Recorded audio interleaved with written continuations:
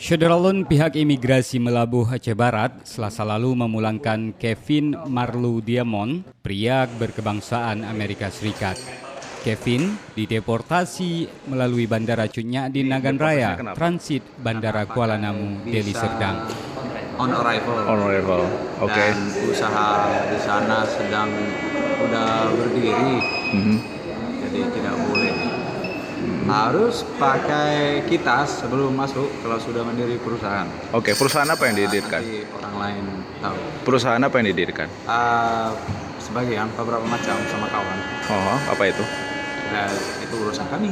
Oke. Warga negara asing kelahiran New Jersey itu selama ini menetap di Kabupaten Simelu dan melanggar izin tinggal sejak tahun 2009 silam. Yang bersangkutan juga membuka perusahaan tanpa izin dari pemerintah Indonesia.